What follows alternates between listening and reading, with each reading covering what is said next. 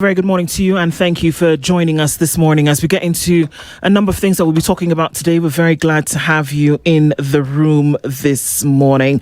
We're going to be talking about funding quite a lot today, and this hour we're going to be talking about election funding. There seems to be a gap. The amount of money that the IEBC has requested doesn't seem to be coming through, but beyond that, what actually is needed to run an election? And when state says that we're going to give you about 20 billion shillings less, or rather when Parliament sits and said what we're going to give you is this amount and it's about 20 billion shillings less than you have asked for, how then do you meet the gaps ahead of 2027 is a question that we're going to be asking to former CEO of the IEBC, Major James Oswago, and he's with us in the Situation Room hot seat this morning. Good morning. How are you doing? Fine. Karibu sana. Asante sana. Good to see you. And as we go into some of these things, because we want to get, usually we say that we cannot look forward or at the present without looking at our history. And so how has it been done before? Some of the things that we'll be talking about today. So thank you for doing that. Before we do, an interesting country that Dennis has taken us to this week. Islamic Republic of Mauritania is where we are today. And one thing that stands out with Mauritania is they have the longest and most heaviest train in the world called the iron ore train. Why? Because it is used in the transportation of gold, copper and iron ore that they do have in abundance. They also practice fishing because the Atlantic Ocean, the coastline, and some of the fish, sardines, is a reality in Mauritania. Not those things. Mackerel, octopus and tuna, some of the fish that their waters are rich on, and also helps in propelling the country's economy. But the proverb this morning, if you knock and no one answers, at least you know which door not to return to. How would you interpret it?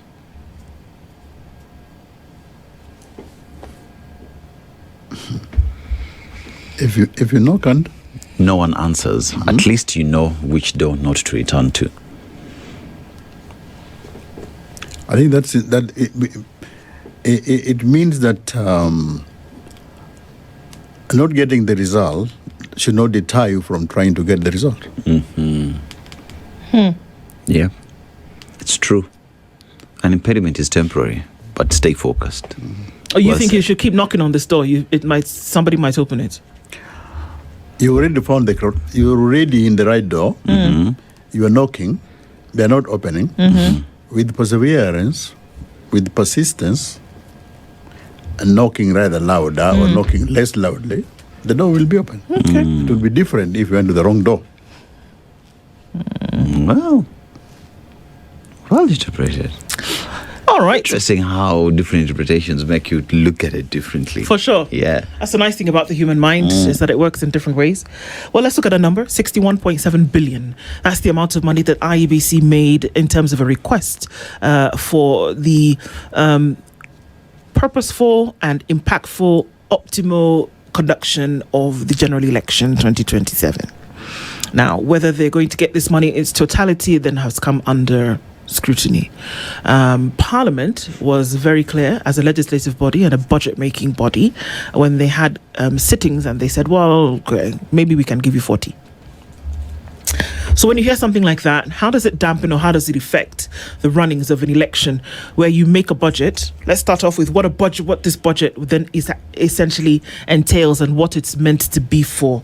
From where you sat as the CEO of the IEBC, when you budget this money, what is it for? What is it meant to cover? Well, the budget is for elections. And there are so many budget items that you consider when you come up with a budget. The budget is not a sole activity by IEBC. IEBC involves different stakeholders and different institutions to arrive at its own budget. You draw up your budget, you negotiate with relevant parliamentary committee.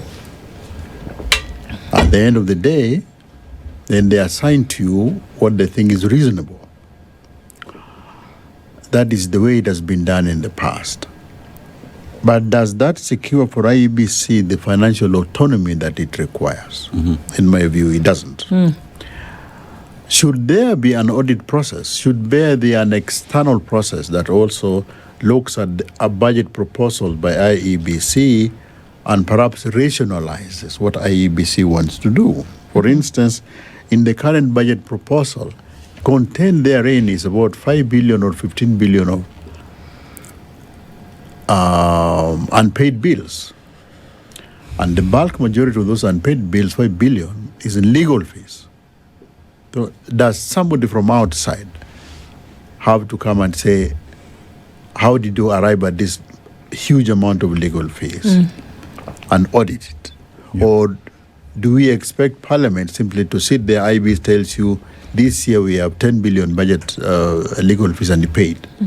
So it is one, IEBC must be given the room to arrive at their own budget. But on the other hand, IEBC must also account to a larger extent for some of the things that they have. That is one item. The second item in the current budget, which is proving contentious, is on the acquisition of Kiemskit. They are putting there, I think, 7 billion or 8 billion. Yes. For the Kiemskit. Yeah. Now, from 2013, IEBC has been buying in every election cycle new electoral equipment. These things are expensive. And the ones that have been bought have a shelf life for 5 years. So in the last installment, in the election that was done in 2022, they spent, I think, around 3 billion there. In 2013, when I was the CEO, we spent around 3 billion on this electoral equipment. But the electoral equipment which we had were adjudged unusable by 2018. The ones they bought in 2013 were judged unusable in 2022. The ones they bought in 2022 are now being discarded. We have to ask ourselves several questions, whether we want to continue doing this. And it is a conversation that cannot be left to IEBC. Vendors will always come with new configurations, and it is vendors who develop this. We don't do them. The major vendors are Smartmatic and Vodafone, and world over. Vodafone and Smartmatic are in the world. In the world. Okay. You have others like no, it's mainly vendors. Those are the major ones. The ones who do for selling. You have others like in India. They do their own equipment, but those are homegrown things and they use them. You have in Brazil, they also have their own equipment. Brazil has the world's most sophisticated electoral machine. They make it and they use it. But for us, somebody else makes it, then we buy them. Whether it is a good thing to be buying these things every 5 years at these exorbitant prices, whether there is value for money, whether it is effective, whether this is the route to go, is something that needs to be answered. And I think IEBC cannot answer this on their own. It requires Kenyans also to have an active participation in knowing that. But if you were thinking as, warm-blooded, level-thinking human being, it seems clear that if you're going to use a fifth of your budget for buying this equipment every election cycle that only has a 5-year lifespan, that it seems that you're almost going towards, wastage. And anybody can sit and think, okay, here's the problem. Isn't there an option, a cheaper option, and maybe one with, more permanency? Because to spend that kind of money for the thing to be deemed obsolete after 5 years seems like a no-brainer when you're thinking about an option, that whether it is actually making sense to keep using this option every year, every 5 years, that you're going to toss the thing and buy new ones. In 2013, IEBC bought 2 sets of equipment. The gadget that was used in 2013 was dual use. You could use it to do, for instance, polling station identification. But once the election is over, you could also use it for something else. It is computer-based.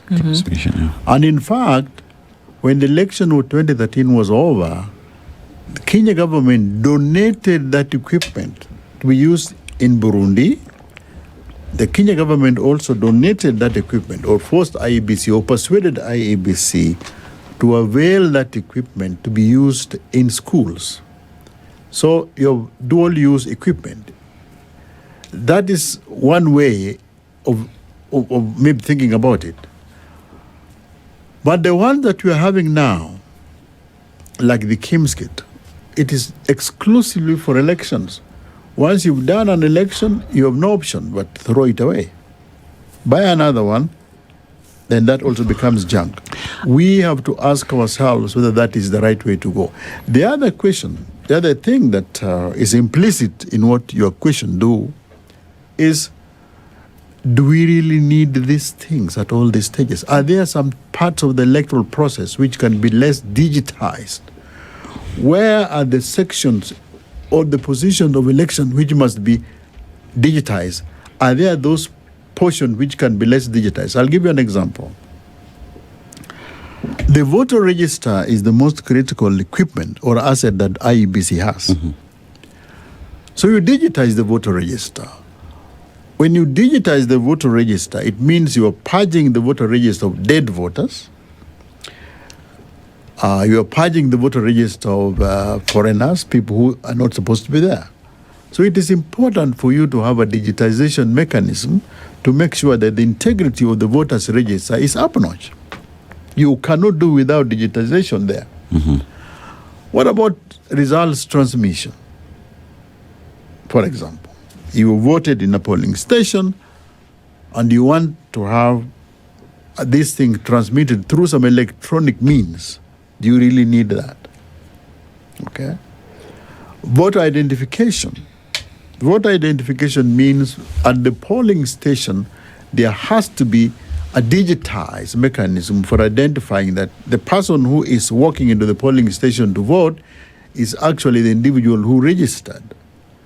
And so far, the mechanism we have used is a machine. Okay. And we started in 2013, mm-hmm. and they're getting more and more sophisticated and more complex.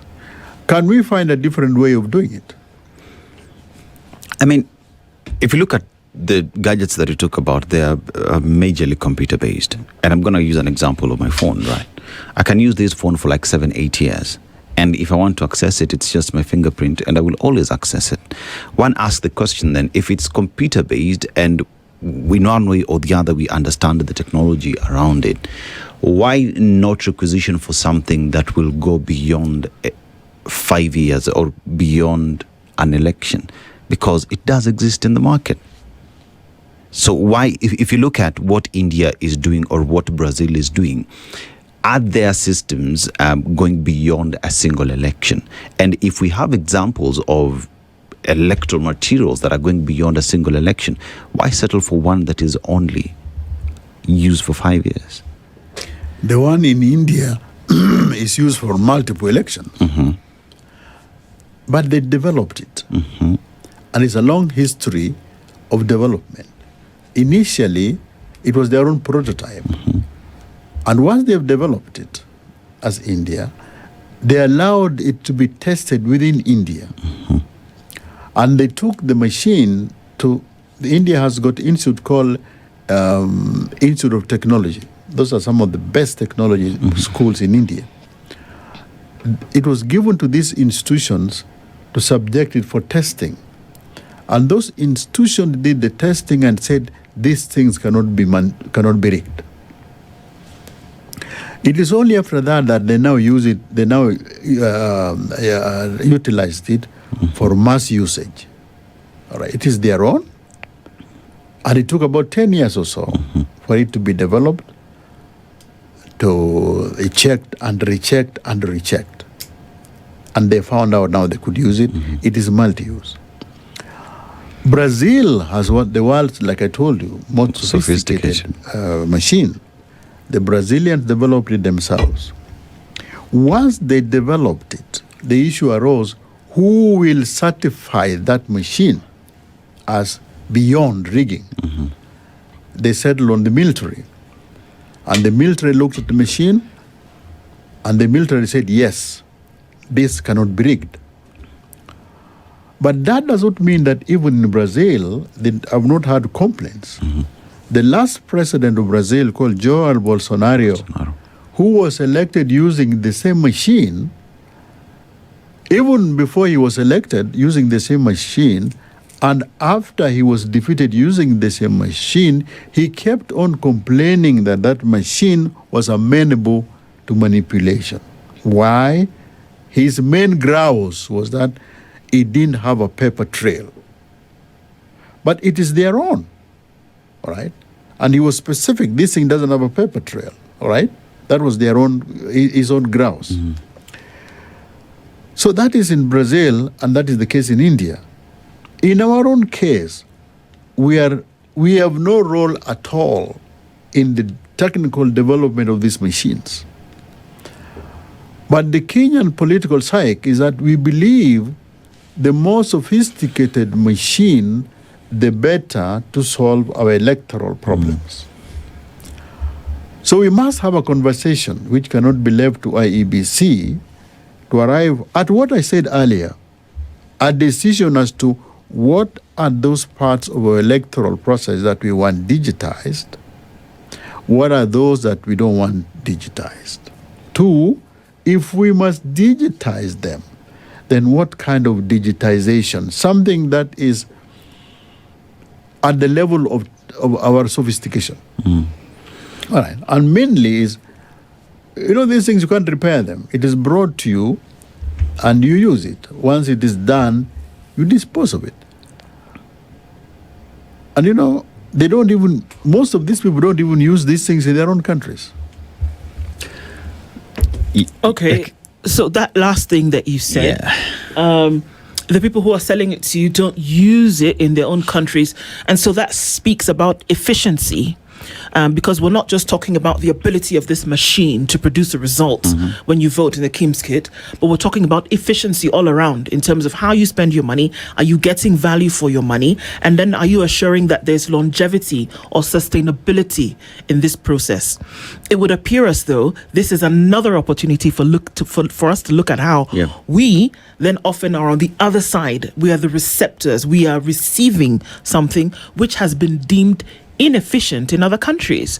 Why do we continue doing that, number one? And why does it seem so difficult to then be able to make a decision? When we can't do that, what it does is that it creates room for speculation. And so we say, well, the reason why there is insistence on this, which you yourself, Major, when you were CEO, purchased this equipment as well. Then we will say, and we'll speculate and we'll say, well, the reason why we insist on this particular thing is because somebody must be getting something somewhere that it doesn't make sense financially, economically, efficiently. It doesn't make sense to continue using this same method when it is clear that it is too expensive and that it seems that there is a waste of resources that can be used for something else. But we still insist on going there. So nature abhors a vacuum. So what do? We say then there's somebody who's getting a kickback for doing this, and that's why they keep insisting. Is it wrong? No, I don't. That's not 100% right, because one, these machines are effective. But not efficient. They're also efficient. The only problem is the shelf life is 5 years. So if you have the money, you can keep them. We don't have that sort of money, number one. So why do we keep using them? This is the question. Because if you had the money, you can afford 7 billion or 8 billion every election cycle, and you increase it with the next election, you're in the sour. Then you throw them away as junk. Your problem will be junk disposal. How do you manage that? That will be a problem. But if your problem is money fast, then you must now be more careful. Two, you don't buy equipment every time, and you know very well that you don't inform the developments of that equipment. You have no say. You are told we have got this new version. Like you showed me your phone. Yeah. If your phone is, is Apple, they will tell you now you brought Apple this, next time Apple this. You have no say. All right. That is fine for you using a phone. But for election, it's not like that. Now, why did we, because now you brought it to me that we bought, which is true we did. The Curricular Commission, there was something called Curricular Commission report. Yes, it was. And the Curricular Commission report was instituted to look into the election of 2007. One of the recommendations of the Curricular Commission report was that there should be digitization of the electoral process. Specifically, the digitization of the voter register. That was very critical. Curricular also recommended the digitization of the results transmission. And they came up with this called spontaneous results transmission. So that if you are in a polling station and you have 55,000 polling stations, immediately the results are announced, all these results are uploaded on one source. That was the recommendation that was drawn from the Curricular Commission report. But Curricular was responding to the situation of 2007. We have long passed the situation of 2007. Now, we cannot move, for example, in 2013 with the attitude and mentality of what happened in 2007. So we have to move forward. The problem is, this is a conversation which we are having every electoral cycle. After an election is done in Kenya, everybody keeps quiet. Nobody talks about this thing until when the next election is due. I think this is something that a conversation that we should be having in the first 2-3 years after an election, so that a decision is made. If we are doing an election in 2027, by law, we should be able to establish, are we going to have these machines or we are going to require new ones? And that should be done 2 years immediately after an election is done. After election is done, there is something they call post-election evaluation. So once that post-evaluation is done, and there are issues or changes to be done, that should be done earlier. Now we are talking about it at this particular stage. IEBC is telling you we need these machines to run these elections in 12 months' time. If you say no, they might well come back, well, we delivered an unsatisfactory election because you didn't provide the money. So that's what I'm saying. But it sounds as though it's designed from the very beginning to do just that you've said. So we're going to hold them by the shorts and curlies, and then we're going to say, well, you know what?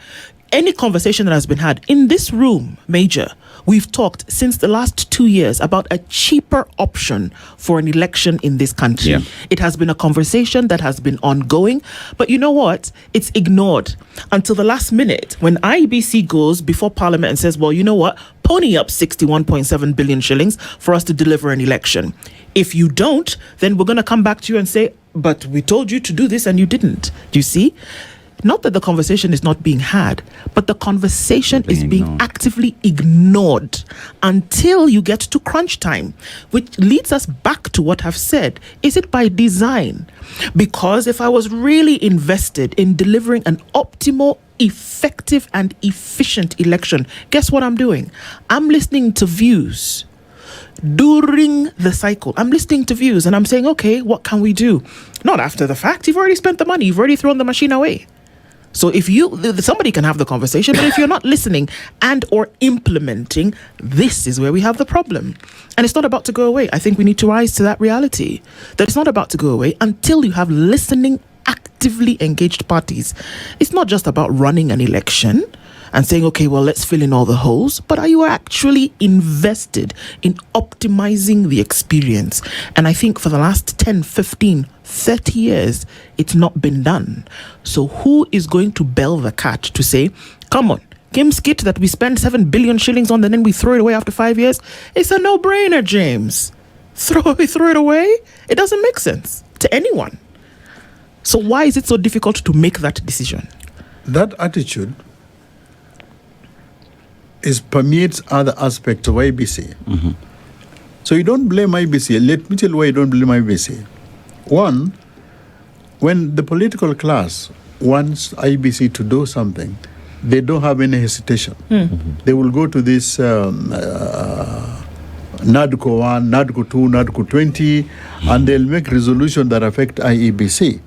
IEBC did not initiate this NADCO process. I think they just called there as the resource Spectator. person. As a resource person.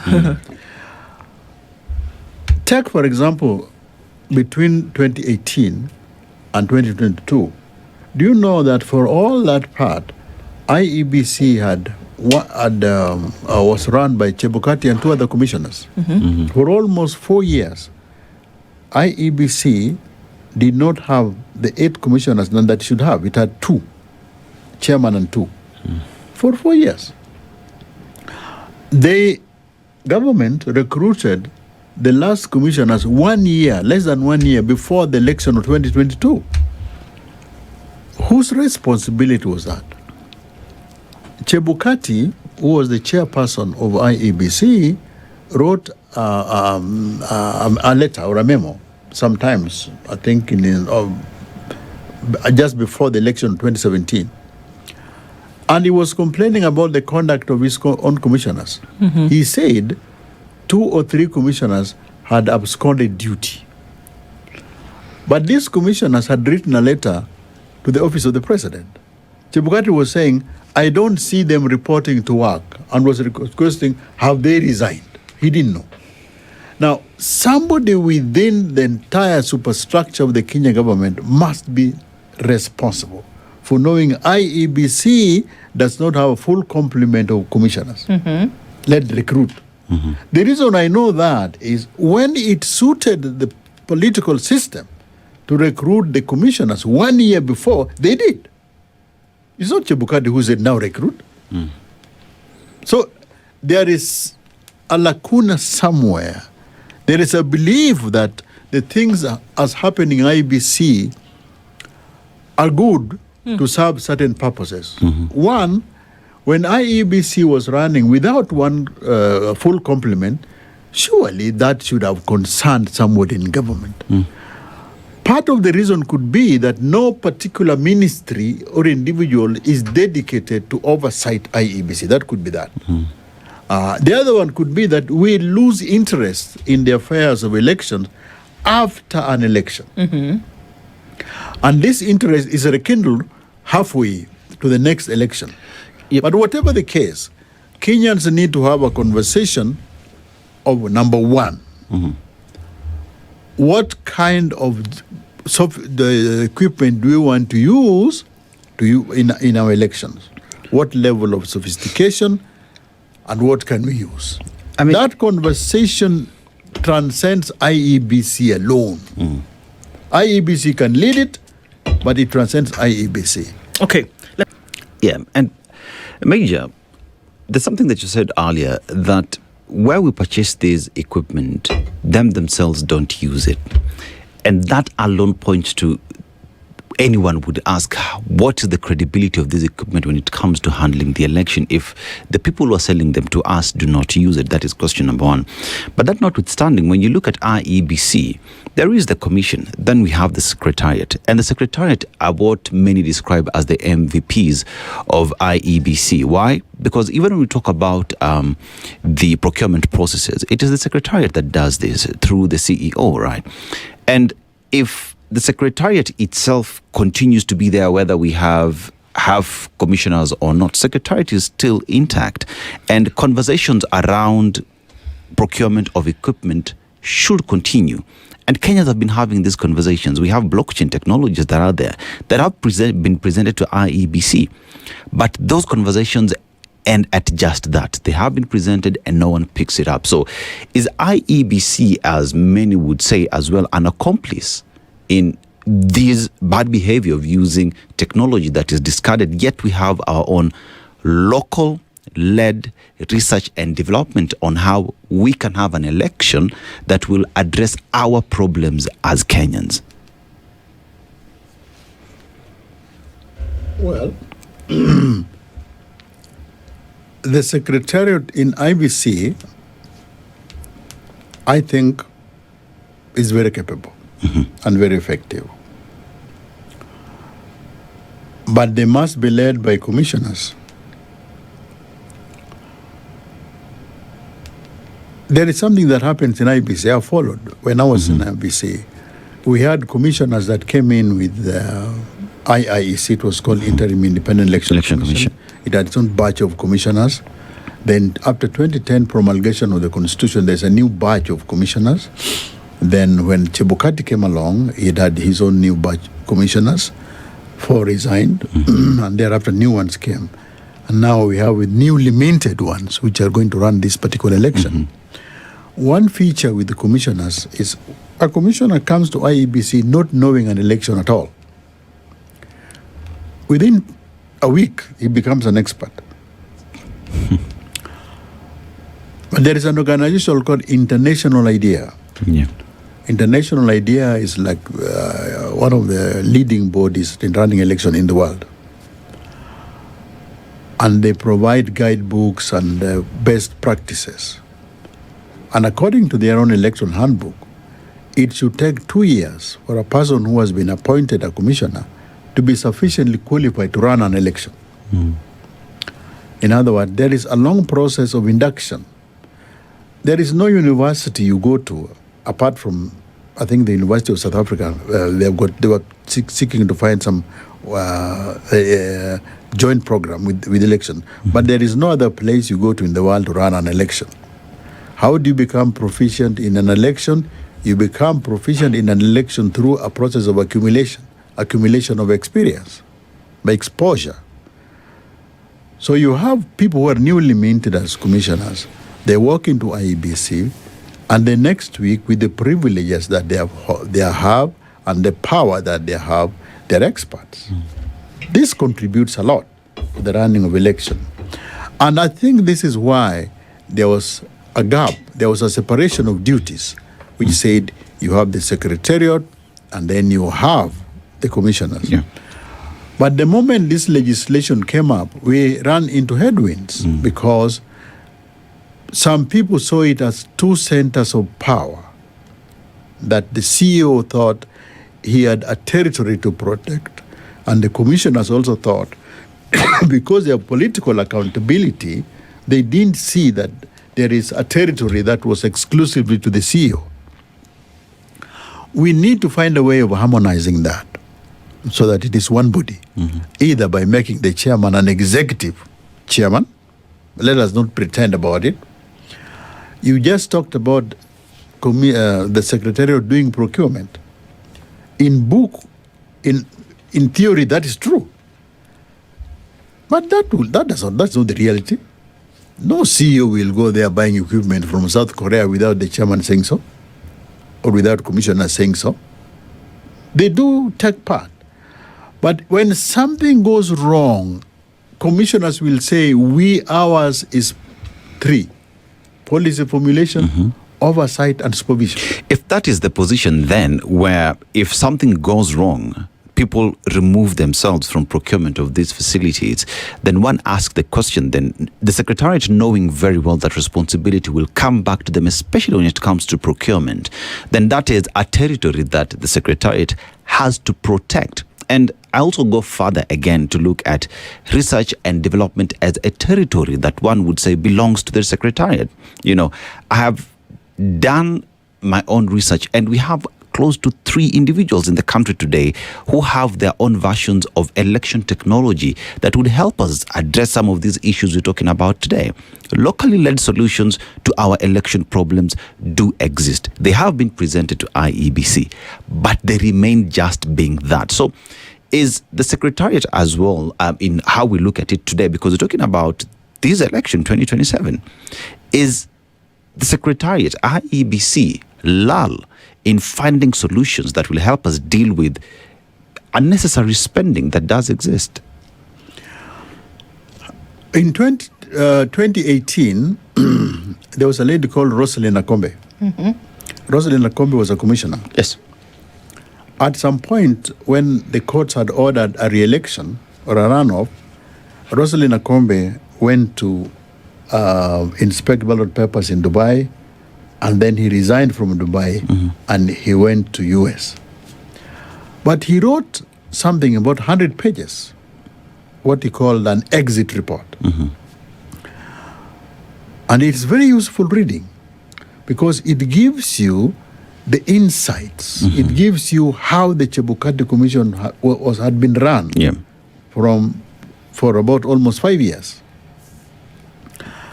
To the best of my knowledge, nobody has come up to dispute what Rosalind Akombe was saying.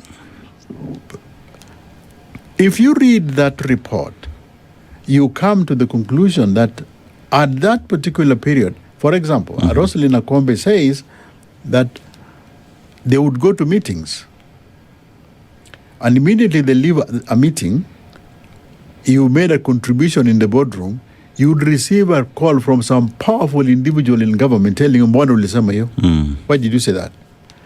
And the situation became so polarized that, according to the report by Rosalind Akombe, in these meetings, they could not even take tea within the boardroom because of suspicion and things like those. In other words, the relations between the commissioners and the staff became so much fractured. Staff led by the CEO, commissioners led by the chairman. And we need to look at that report that Rosalind Akombe wrote and give it the value that it deserved. But at least to inquire, what do you do? Because I also experienced that to some extent. I experienced that where, because the law gives the CEO the power. The law says the CEO is the head of the secretariat. Yes. That's what the law says. The law does not give the chairman the power to run the commission. It simply says that the chairman and the commissioners will be responsible for strategy, will be responsible for oversight and supervision. Anyone who has run a large corporation knows that it is very difficult to distinguish between strategy formulation and strategy implementation. You cannot do bifurcation. You cannot say that this one starts here and ends there, and this is a territory you don't go into. What is required, in my view, perhaps, is to relook the structure of IEBC. The former chairman of IEBC, who was my boss, and who I respect very much, and who is now the chairman, who is now a judge of the appeal court, wrote a book. And you know what he said about that act? He said that IEBC Act was written with James Oswago in mind. That is in his book. He says the IEBC Act was written with James Oswago in mind. Now, you see, he was talking about the tensions and stresses between the secretariat and the commissioners. When Akombe wrote the letter that I've told you, you got the clear impression that the CEO of IEBC at that particular time, who was not James Oswago, also felt very strongly that there is an area that was donated to him by statute, and he needed to protect it. What is required is not to trivialize the issue, make it a serious matter, relook at the structure of the corporation, and then if there is need for the chairman to have an executive chairman, so be it. But have an organization that is seamless, that coheres, not one with so many territories, fiefdoms, and what have you. James, secretariats in IEBC stay longest within IEBC. You know, they are the ones who one would say have gone through different electoral cycles.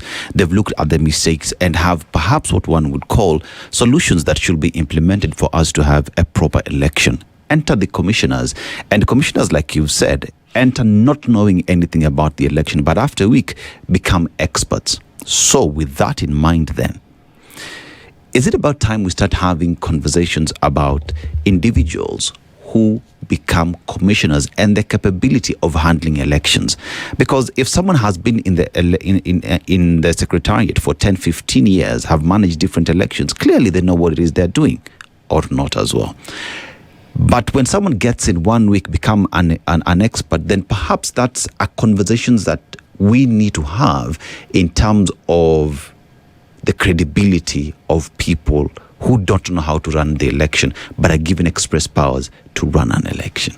But it is the legislature, is the law that says these are the people who are going to be commissioners. This is how you appoint them, number one. it is true that the Secretariat's career is in the Commission. Everybody who is recruited in IEBC, from the driver onwards, has an ambition and aspiration to become the CEO. All right? That is loyalty to the organization. So you have spent your time here and you are aspiring to become a CEO, and you've spent 15 years, like you said, or even 20 years. You know the stuff. You visited all this, because one way of running an election is that you don't run you don't operate in silos. When you are running an election in Kenya, you are in constant contact with Tanzania, Uganda, and all the other places. When I was in IEBC, we traveled to almost 30 countries, visiting and seeing what they're doing and learning from them. That is the Secretariat that does. Commissioners also do that. But commissioners take away this knowledge after 5 years. For example, the commissioners who are recruited recently, in the recent recruitment, these commissioners will run the 2032 election, then they will go away. They came without knowledge to run an election. They are now acquiring knowledge to run an election. Once they are now at the peak of their competency, they go home. What do they use it for? If we are looking for commissioners who will first take time to get the knowledge, secondly, use that knowledge in order to efficiently and effectively run electoral management body, then we have to ask ourselves, do we need this election to have a tenure of 6 years? Our commissioners have a tenure of 6 years because there is something called constitutional commissions. And the constitutional commissions are established by Chapter 15 of the Kenyan Constitution. And Chapter 15 of the Kenyan Constitution makes an omnibus provision that every single commissioner, whether you are with the Judicial Service Commission or IEBC, you only serve 6 years. Now, that could be good for NIC and all the others. But in IEBC, like I've told you, it takes 2 years for you to be proficient, sufficiently qualified to run an election. IEBC commissioners should have a longer tenure than what they're having 6 years now. I've just given you the example of this one. You can go back to Chebukati. When Chebukati ran the first election as chairman, Chebukati barely had 1 year's experience. When Chebukati ran the second election as chairman, Chebukati now had that accumulation of experience. Then he went home. All right? Then he went home. And Chebukati, then he went home.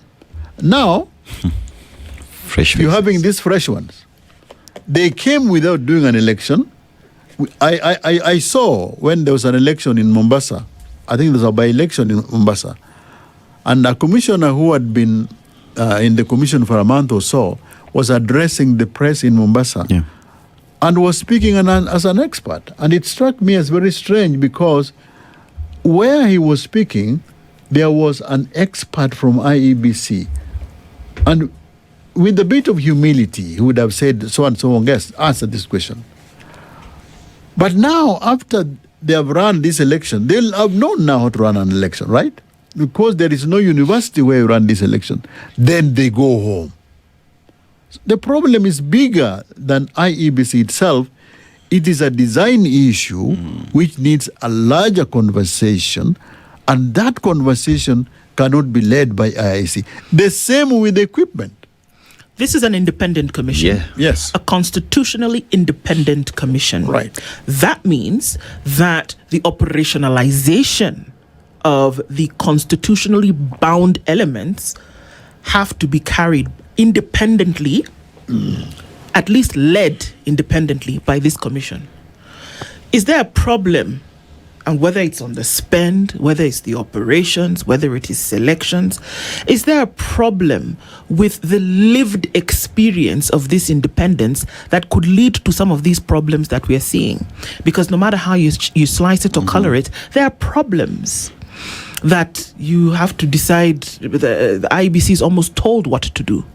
So my question is to independence, that perhaps if this independence was lived out, we would not be having some of the problems that we are seeing here. Your answer presupposes... Is IEBC truly independent? Your answer presupposes that Kenya wants a truly independent IEBC. Yes. Does it? It does. The Constitution even says that it should have one. No. The Constitution does. But do we really want a truly independent IEBC? As I said to yes. Question one. Yes. Question one. Question two. Yeah. Can we live with one? A truly independent IEBC. If it's, and I think you've answered the question by the question that you've asked, because it's then clear that the independence in the IEBC does not exist in totality. Number two, because Kenyans have never actually experienced what it is like to have a truly independent IEBC in name and in operation, that you can't then say, do they truly want one? Because they've never experienced one. But I reckon that if they experienced an independent IEBC where they worked according to the book and they were void of influence from politicians, it's like saying, you're the referee, but how about you wear our team colors? If they truly experienced it, perhaps they would say, yes, this is how we ought to operate. But they've never had the opportunity to do that. Let me put this to you. Today, the first question you've been asking me is about this 61 billion. And you're saying, will they get the funding? This is a constitutional commission doing its job, going basket in hand, begging for money to run an election.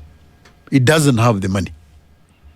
The easiest way to manipulate a constitutional or any other body is to starve it of funds. So if you truly wanted, the first thing that I recall the current president doing when he came to power was to say the judiciary will have the kinds of fund that they're looking for. Financial autonomy. Financial autonomy. Now, so the Kenyan judiciary, by and large, has that financial autonomy. Remember, they had been denied this by the previous administration. So to redress that, they said, we'll give you financial autonomy. Today, as we are speaking, IEBC is totally bereft of any inkling of financial autonomy, number one. And the easiest way to make sure they are dependent on you one way or the other is to deny them that. They don't have that.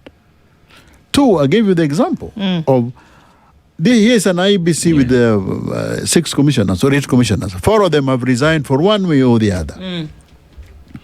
And they remain with the chairman and 2 commissioners. Now, the Supreme Court ruled that for purposes of the operation, 3 was enough. But the legislature, in its own wisdom, had given IEBC a larger number of commissioners. I think there are 8, and plus the chairman. Why would IEBC go for almost 4 years with only 2 commissioners instead of 8? It's not IEBC to recruit themselves. Somebody must do it. Now, but when that other person or power felt that it was now necessary to recruit, they did the recruitment. And IEBC sat back and said, okay, well, since now you've decided that it's time to recruit, let's sit back and wait. And that's the problem, James. And it's at day 2, and we're using this same statement. Things don't go wrong. They start wrong. Even with the recruitment of commissioners, who sits on those panels? You have people who are party affiliated. You have people who are government affiliated. And they're the ones who are deciding who becomes a commissioner. How do you then expect to have independence and autonomy later on in the day, whereby the secretariat, as Dennis has said, is intact? And you can actually say, according to the Constitution, these people who come and decide who will be commissioners should not be the ones deciding, because then they come later, they control how you spend, they control what you do, they'll control whether you will say or not say. And that's the problem. James, it starts wrong. It doesn't go wrong. I agree with you.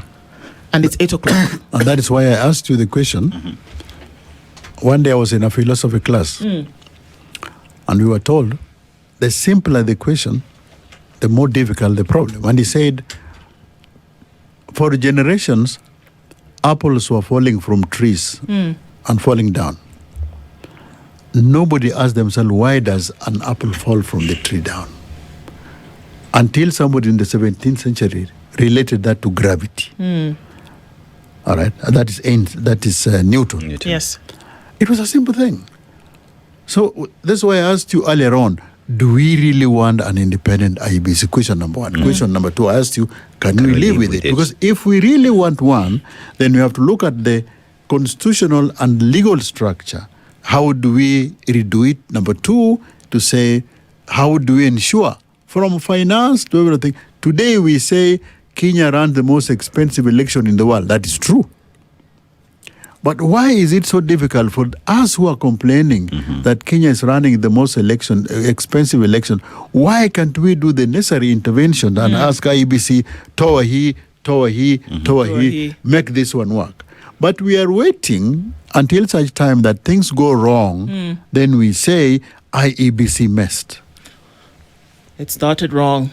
A very good morning, James Oswago, Major James Oswago, former IEBC CEO. Thank you for being here with us this morning. The conversations continue. Good morning. This is the Situation Room, the only way to start your day.